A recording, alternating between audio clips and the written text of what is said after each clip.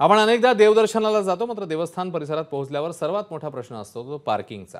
हाच मुद्दा लक्षात घेत बुलढाण्यातल्या शेगावात संत गजानन महाराजांच्या दर्शनासाठी येणाऱ्या देशविदेशातल्या भक्तांच्या सोयीकरता संस्थानने उभारलेलं वाहनतळ अनेकांच्या चर्चेचा विषय ठरते। संत गजानन महाराज संस्थानने शेगाव मंदिर परिसरात अतिशय हायटेक आणि ऑटोमोटेड आणि प्रशस्त असं वाहनतळ उभं केलं। शेगाव येथील संत गजानन महाराज संस्थानने भाविकांच्या सोयीसाठी एक नवीन अत्याधुनिक असं पार्किंग उभारलं आहे। अतिशय हायटेक हे पार्किंग आहे, ऑटोमोटेड पार्किंग आहे। या पार्किंगमध्ये जर का आपण बघितलं तर दररोज 5000 वाहनांची म्हणजे 5000 कारची आवागमन होत असतं।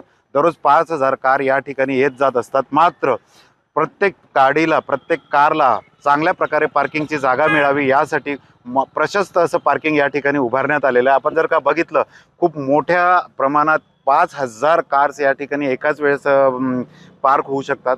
आपल्यासोबत काही भाविक सुद्धा आहेत, आपण त्यांना विचारूया या पार्किंग बद्दल। खूप मोठ्या प्रमाणावर या ठिकाणी संपूर्ण देशातून भाविक येतात। आपल्यासोबत काही भाविक आहे।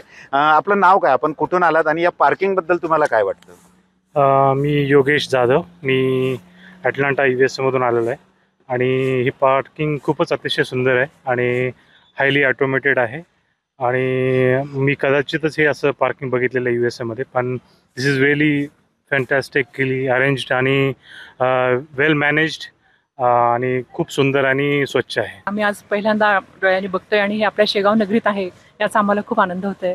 खूप स्वच्छ सुंदर। तर नक्कीच हे भक्त हे भाविक अमेरिकेतनं आलेत, या ठिकाणी संत गजानन महाराजांच्या दर्शनासाठी आलेत। मात्र त्यांना सुद्धा इतकं हायटेक आणि ऑटोमोटेड पार्किंग अमेरिकेत सुद्धा अनेक वर्षात दिसलं नाही असं त्यांचं म्हणणं आहे। कॅमेरामन शांताराम तायडेसह डॉक्टर संजय महाजन, ABP माझा, शेगाव।